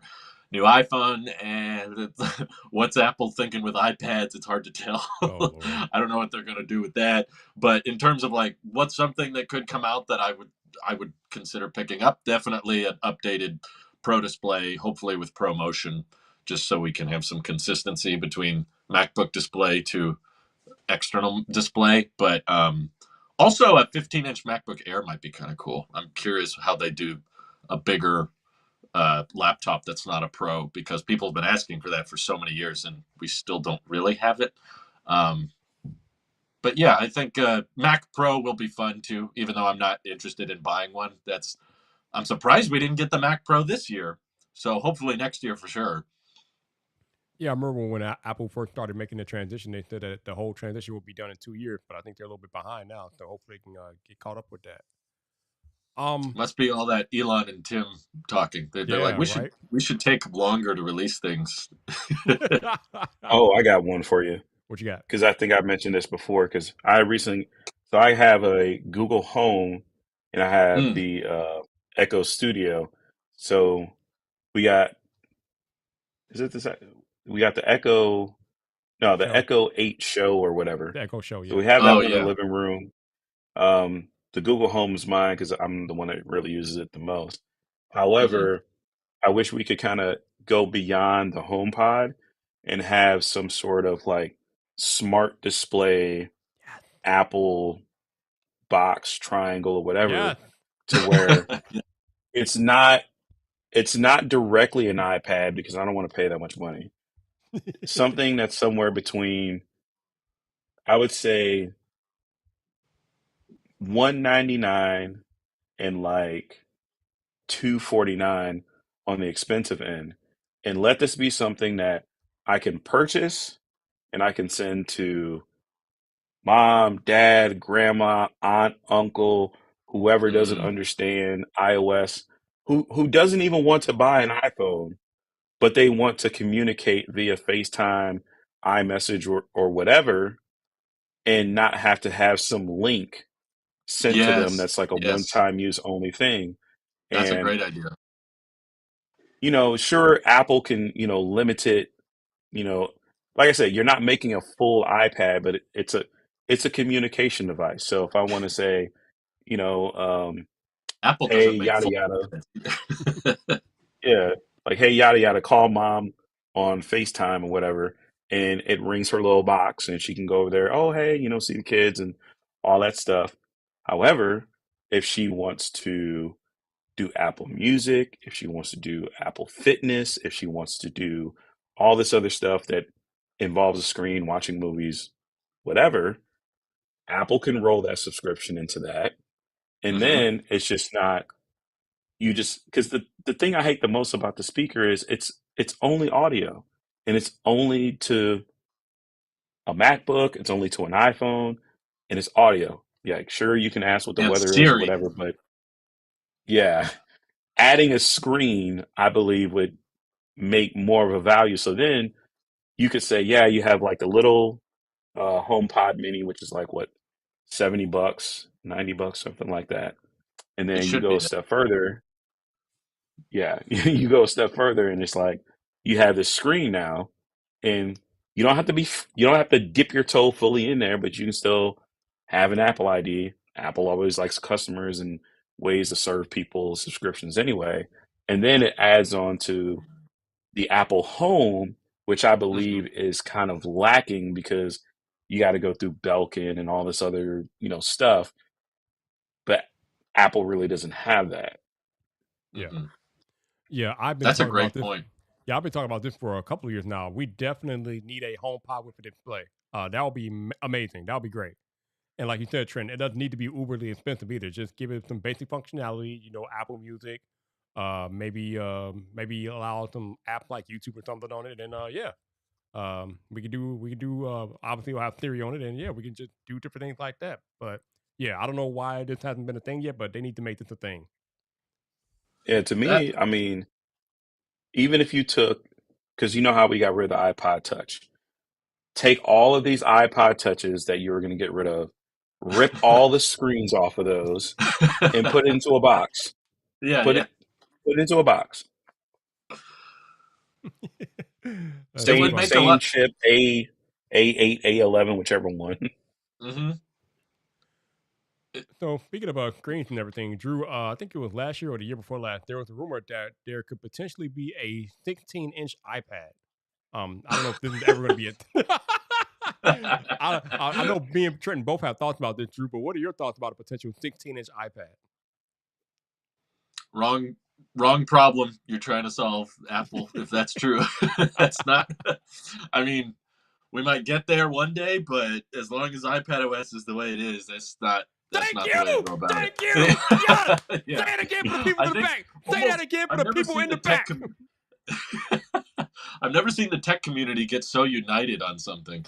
Everyone just all could come together and agree like that's the software is like No! so limiting compared to what the hardware is capable of.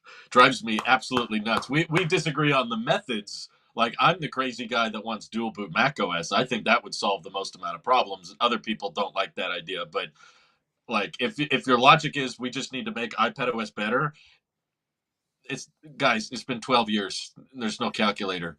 There's like if your thought process, well, just add more things to iPad OS, it's like that's not going to work. You need like one swift move that can knock down all these pins at once. And to me, that's the quickest way to do it. Because if you just rely on, hopefully, iPad OS will add that later, it ain't going to happen. It's not happening. I mean, that was pretty much what I was gonna say. And I mean, me and Trent have been talking about this for a while. iPad OS is not there yet. It's not doing what the things that it needs to do yet to even think about getting a bigger screen iPad. So I agree, dude. I'm more interested in Trent's home. What would you call that? The Home Hub or the HomePod View or something? I don't know. Magic Pod. The Magic Pod. Oh God, Jesus, I like Lord, the no. Magic Pod idea more. So God, I would be no. more interested in buying a Magic Pod than an iPad at this point. Like my iPad sits here doing nothing for days on end, and So literally the only reason I brought it out of retirement to make video thumbnails was because I was using my iPhone as my webcam all the time. If my iPhone wasn't my webcam, I'd be making the thumbnails on my phone because I can do just about as good as stuff. But like the point he made about letting people who don't want to fuss with iPads, because I know several grandparents that are like they don't even grasp the home button like passcode thing. Like that's difficult for them. If you just had one screen plugged in, no battery, just the speaker, and when they got a FaceTime call, you could just answer it. It didn't matter if they had an iPhone or an Android or whatever. You could just have a way to connect, and they don't have to think about, oh, how do I prop this up with the smart folio cover somewhere? Like that is a use case I didn't even think about, and that makes so much sense. Apple should do that and fix iPad OS at the same time. yep. So Because no, what I don't understand is why are we going towards a larger iPad when we still can't move the icons around on the screen where we want them? ooh, damn, that burn. That burn. You What are we can going to do with all pay. that? And they made it worse with iPad OS 15. On iPad OS 14, you could fit the Today View and 30 apps alongside it. And then iPad OS 15 came around, and now it's like 16 apps. Yep. Now, this is not a personal shot at anybody who has done this, so don't nobody take this the wrong way. However, when I was back working in the school system, I remember there was like a lot of videos that were like, an iPad can replace a laptop and it can do this and it can do that. And so that started getting a lot of traction. So there was one teacher that I knew, like they knew enough to be like okay with technology or whatever, but they still Mm-hmm. like needed some help along the way. So one of the things that came up was, they had been on MacBooks for like the longest time and Mm-hmm. they had never used an iPad because they were just so on MacBooks. So they finally came across that whole thing of can an iPad replace a MacBook? So they bought one. They bought an iPad with their own money and they got it. And that dude was in my office every single day. He was like, Trent, uh, how do I put this icon over here? I'm like, well, it's like iOS. You can't. And he's like, oh, so, and then he goes and he's like, all right, well, hey Trent, I want to make a new file folder on here and do this and do that. it's not like Mac OS. It's like a different beast. So think of it like iOS, where you have a couple more options, but you don't have the freedom of Mac OS. And then he came back and was like, yeah, I got this program. I always run it all the time on Mac OS or whatever, but I can't find it on my iPad and I can't find it in the App Store. Is there a way I can install it without the App Store? I'm like, you can't. You can only go through the App Store and get stuff. And you just slowly started to see his demeanor just go from here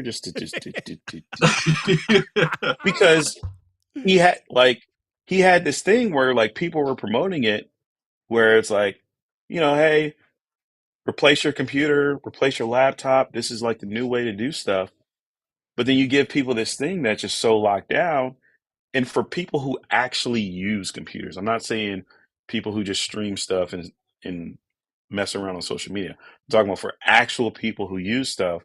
I've seen where people get this and they're just like, I'm more limited than what I came from. I don't understand where people are saying how this can replace it. Now, if you have like no idea about computers, then sure, that's where that makes sense. But to get to the point of 16-inch MacBook probably will cost up to $2,400 with it maxed out. Doesn't even have the basic functionality that a Mac Mini has at $699. That is an issue. I don't. Yeah. That should be the I don't know how to headline sell of that to somebody. the iPad website. It's that you can't. It's an iPad. For real. It's funny because Janosu was making fun of me earlier in the chat because he feels like there's no way Viper would skip an iPhone. And you may be right. But I'll tell you something that Viper has skipped and will continue to skip: the iPad. The iPad I have right now is I have the 2021 iPad Pro. I had no interest in this year's iPad. No interest whatsoever. And I can't see myself having any interest in next year's iPad either because, again, iPad OS is so limiting. Why? I don't need a new iPad. What are they going to do that my current iPad can't do? And it's funny, Drew, that you said that you had to take your iPad out of retirement. The only time I use this iPad Pro is when I'm making a video and I use it as an external display so I can see what I'm doing on camera or to make thumbnails. So, and I've really been doing content much lately, so it's been pretty much collecting done for the most part. But that's the only time I use my iPad for doing thumbnails. Apple should make their iPads the same aspect ratio as their MacBooks. That would be so much better because a 16-inch monitor in your hands that's 4x3, YouTube content is still going to suck on that. Yeah. True. That's a good point. And so many other things. They're just like, yeah, if you're an anime fan or you like watching the Snyderverse, and sure, like 4x3 is like the best thing, but this 4x3 thing, even when I had the iPad Pro, M1, spinning wheels and all that stuff, I just remember looking at it, I'm like, everything's set up for either 16:9 or 9:16, or it's set up for 21:9. What's that? 2x1. There's nothing 4x3 that was made after 2006. Yeah, that's true. Definitely. I think it's not even good at collecting dust either because it doesn't have optimized battery charging. So it either goes completely to zero and dies, or you plug it in and it goes to 100% and stays there forever, and that degrades the battery faster. So it's the worst device to not have that, but it's an iPad. It can't do that. No, Adam emoji. Oh, Drew, I got one for you. Mute switch. Yeah. Put a mute switch on the iPad. Oh, okay. See, I'm the weirdo on that. I don't. My phone is on mute at all times, so I never touch the switch. Yo, Adam emoji. I don't think iPads are obsolete, man. I just think that for people like me and Drew, we don't really use them much. And again, until they find a way to extend the functionality of iPad OS, we don't really have much use for them. But iPads are everywhere, man. They're in doctor's offices, they're on airplanes, they're in restaurants. Like iPads are not obsolete. They are all over the place. But for us, we just don't have a use case for them right now. Especially if you have a MacBook. Like if you have a MacBook, what are you using an iPad for? Yeah. Well, you can It's sad.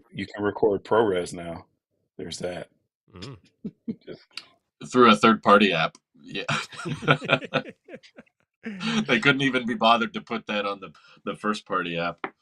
I think there's a reason iPad sales, that's the only category on Apple's last earnings call. It's the only category that's in decline. I Everything bet. else was up except the iPad. And I was Because like, because they haven't done shit with the iPad OS. They've done nothing. I mean, it's funny because I remember they came out with Stage Manager, and even when they were beta testing Stage Manager, the developers were like, "No, this is not going to work. This is not good enough." But have you tried Stage Manager? no. No. Again, I don't. Like, to be honest, I don't use my iPad that much, so no, You're like, that would require me to open the iPad. Literally, yeah. You never know. All right, y'all. So no, I tried it a couple times, but it was it was weird. I don't like it. So we got 39 people watching the live stream. I appreciate all of y'all watching tonight, so thank you. I'm not going to hold Drew and Trenton here too much longer, so I'll give them 10 more minutes, and then we're going to probably land the plane. If you guys got any questions for me, Drew, or Trenton, throw them in the chat here, and we'll answer them as best we can. And that'll be it for 2022 for me. So yeah, if you guys got questions, let us know. Viper, do you use the ringer switch regularly? I'm like you, man. I used to keep it on mute all the time. You never turn it onto disturbed mode? Is that it? No, I don't. I just have the mute switch on. You know what's funny, Drew? I get annoyed because every time I try to swap cases, the damn switch flips up and I have to flip it back down when I change cases. Oh yeah, that's right. Yeah, that gets old. What's up, Buff, man? How you doing, dude? Appreciate you being here. Could we get a setup tour? You don't want to see my setup tour, man. Mine is messy. Yeah. Your setup looks amazing. If it's messy, you've hit it well. By the way, I like the camera, the bokeh, the actual desk setup is messy because I got wires everywhere. I don't have cable management like all you fancy tech YouTubers do. I don't do that stuff. Do you guys have Apple Watches? Oh yeah, Apple Watch Ultra, baby. Got to. My Apple Watches are so old that I have a 6 and a SE from the same year. Oh Drew, yeah, that's right. Drew, are you wearing a Series 8? No, this is a 7. The 8 doesn't exist to me. Oh yeah, that's a good point. So I'm guessing that you are not a fan of the Ultra, not for you. I respect it. I tried it and I used it for a couple weeks. I just understood that it wasn't for me. I personally think it looks a little clunkier and bulkier than the 7, but for a certain demographic, I'm glad it exists because I have many friends that loved it and prefer the look, and for them I am happy. But when I tried the Ultra for a while, it was like bigger and getting caught on things, and then once I downgraded back to the Series 7, it felt like I upgraded because the bezels were so much thinner and it felt a lot more sleeker and slimmer, whereas the Ultra to me felt kind of like a prototype, but I'm just not the target demographic for it. Some people it's perfect, but so my thought process was I buy stainless steel Apple Watches. Those are normally $799 because I used to get the LTE ones. The Apple Watch Ultra was $799. But in my mind, it made no sense for me to buy a stainless steel Apple Watch this year when the Apple Watch Ultra exists. Like, why would I do that? No, I agree. I'm like, let me just buy the best watch out there, and that's what I did. And I don't have a problem. I love the battery life.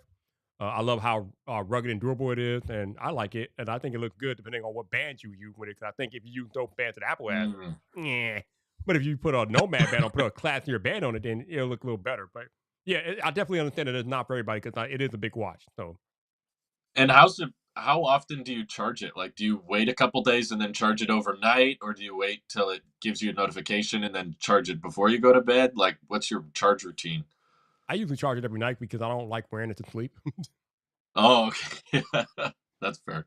Although I did, when I first got it, I did sleep with it a couple of nights just to test the sleep tracking on it. But yeah, I don't like wearing a watch to sleep. So you charge it every night?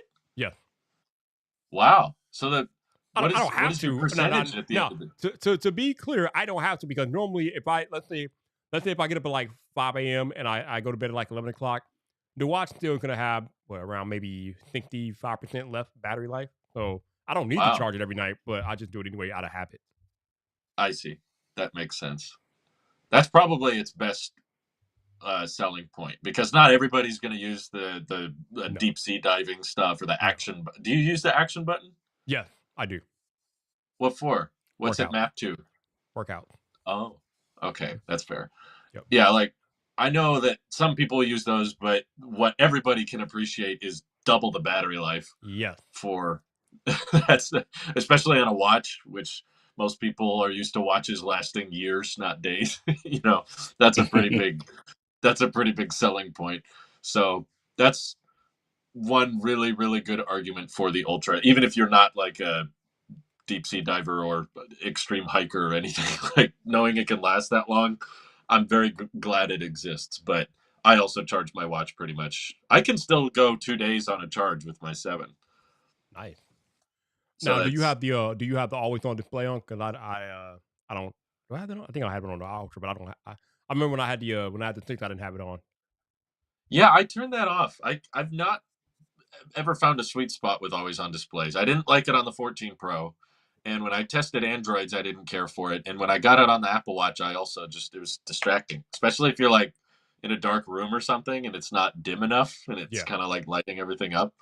And the race to wake thing is really responsive for me. Mhm. So I think that's part of the reason the battery life lasts so long is because it's off a lot of the time. But There I you just go. like the look of an off display anyway. All right, so Looks DB is clean. asking how to deal with friends and family when transitioning to Android from iOS. The backlash is real because of iMessage FaceTime. Ooh. I mean, yeah, it sucks, but I mean, ultimately, at the end of the day, it's your choice. If you choose to go from iOS to Android, then they got to deal with it, basically. Backlash when it comes to going from look, if somebody can't send you emojis, whatever. I could see if you said I could see like if you switch phones and then for whatever reason they just couldn't reach you. So like let's say if they're using, FaceTime all the time, okay, I get it. But it depends. Like some people are so stuck on this like color bubble uniformity thing, status or whatever. I don't care. Like my mom knows I have an iPhone. She doesn't care. She'll still text. She'll still call me. I'm not gonna get mad at her because she liked a message that I sent and it says, "Hey, mom liked, such and such." I don't care. Like You're like your most your people. Yeah. friendships, yeah, your friendships and your like parental relationships have to go beyond some company's guilt attempt at whatever. Like I don't get it. I don't care what you have. If you have Apple, Samsung, if you have a freaking Microsoft Zune, I don't care. If we're cool, then I will still I don't care. Like I said, I come from the age where the only way you could reach people was 1-800-collect, going to the post office.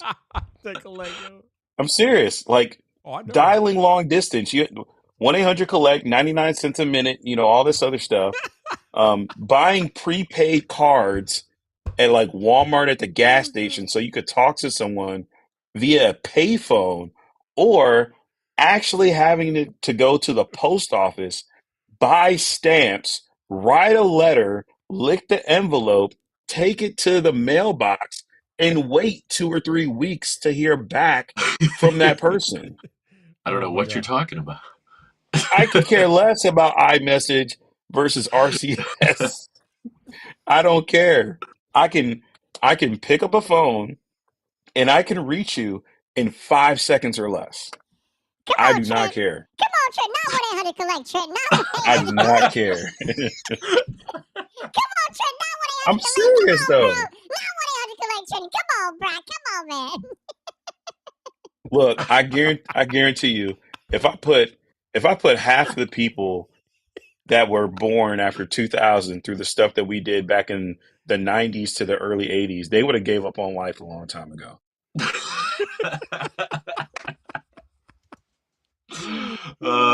It's so right. Y'all It's saw so true. how I took Drew out with the chipmunk voice, right? I took him out. Y'all took him out.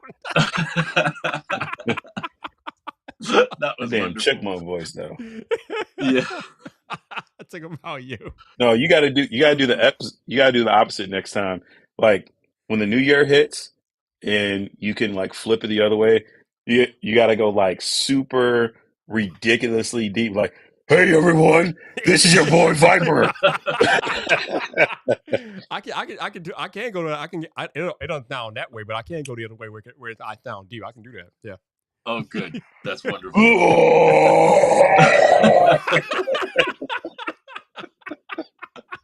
You gotta do it just like that too. Oh my god, crazy. Yeah. Oh man. All right, before we get out of here, Drew, why? Yes. Well, Google. I don't know. Maybe it was just me, but I felt like earlier this year when Google was really trying to win in the court of public opinion about Apple not adopting RCS. Yeah. When will they stop, Drew? Will they realize that Apple's not going to adopt RCS? They need to quit, bro. What is Google doing out here? I hope they figured it out after they asked him about it, and he said, "Buy your mom an iPhone." Do you remember that one? Literally, and people were mad at him though. People were. What did you expect them to say? Like people were mad at him about that. Come on now. Yeah, I mean, I thought it was kind of ballsy. Like, it's kind of rude in a way to just be like, when I send pictures to my mom, buy her an iPhone. It was like a mic drop moment, but I mean, he can do that, legally. Maybe if he was in the EU, he couldn't say that, but here he can be like, we have no reason to make our competitors have like better features. Like, we're not motivated to make Android better. So sorry, but basically he was like, game on, which I don't think Apple supporting RCS would be that bad, but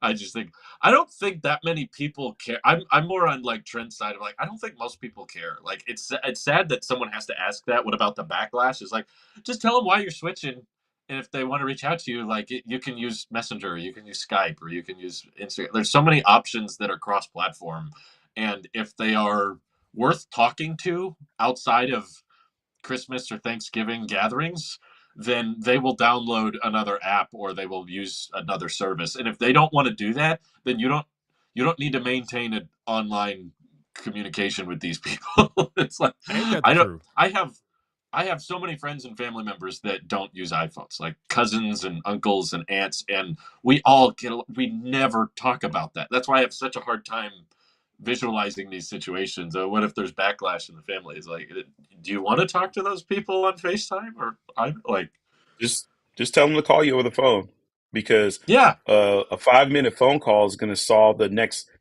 45 minutes you're going to spend trying to figure out what you're even talking about through text. Like, I tell people that all the time. I'm like, dude, just call me. Why are we having this hour-long conversation through text and messages? And, hey, what are you doing? I'm at home. Oh, look at this. Look at what? Oh, this new series that I'm watching. It's streaming. On what? Like, dude, just pick up the phone and tell me. Over here playing guessing games through text messages. You know nobody pick up the phone anymore. Stop it. Look, I make people pick up the phone because, all right, here's how it's gonna go. People are gonna text you one-word answers. Right. People are gonna text you one-word answers, or like 2 sentences, or like 3 emojis. Then you're gonna have to play this like whole guessing game of what they're talking about, what they mean, or whatever, when all they can do is literally tell you what's going on. And the shocking part is, just so we're clear, but well, I have everybody's contacts, so I know who to talk to or whatever. But I'm like, just, we get, just talk or video chat, whatever, just. There's ways to do it. It's just such a weird thing that someone would criticize you for the messaging platform of choice, especially if it's a non-cross-platform one.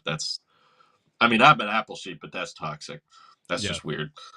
Very weird. I'm a boomer for saying this, but I don't understand. Okay, so you send somebody a message like, hey, I had a great time today. And then they reply with a heart that says they liked your message. And then some threads are literally like, you're getting notifications. Hey, John liked your message. Hey, Travis liked your message. Hey, Sandy liked your message. Okay, we all understand that. I just picked up my phone 4 times for emoji responses. where I don't know.